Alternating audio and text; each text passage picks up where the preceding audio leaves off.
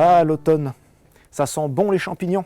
On peut enfin se jeter dans les châtaignes ou ramasser des feuilles mortes. Ou l'inverse, je ne sais plus. Mais c'est aussi, et ça tous les jardiniers vous le diront, l'une des plus belles saisons au jardin, comme va nous l'expliquer Stéphane. Bonjour Stéphane. Bonjour Olivier. Alors qu'est-ce que tu pourrais nous montrer, nous conseiller comme vivace belle en automne?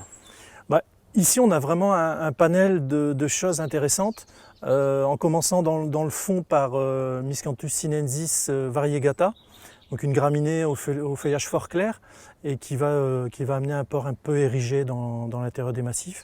En face on a les Physalis, donc Physalis vivace, parce que c'est pas la même variété que l'annuelle.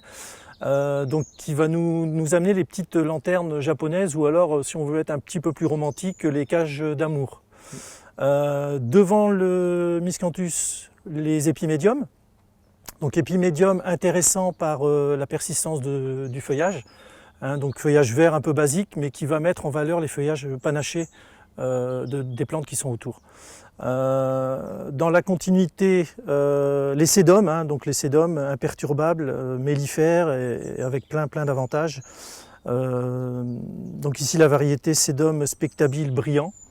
À côté du sédum, on a les carex, donc le carex moroi ice dance, qui va venir englober un petit peu l'univers en fait du sédum et de la pervenche. Donc ici la pervenche, donc avec un feuillage marbré qui est très intéressante, floraison rose, donc Vinsa major Oxford pour la citer.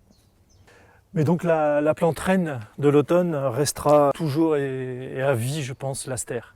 Évidemment. Alors en conclusion, on va dire qu'il est très facile de faire un beau jardin, même en automne. Il suffit pour cela de choisir des plantes qui vont fleurir tardivement, comme le sédum, comme l'a dit Stéphane, les astères, mais aussi de jouer un petit peu sur les graminées et sur certains feuillages persistants qui peuvent être colorés, voire même panachés.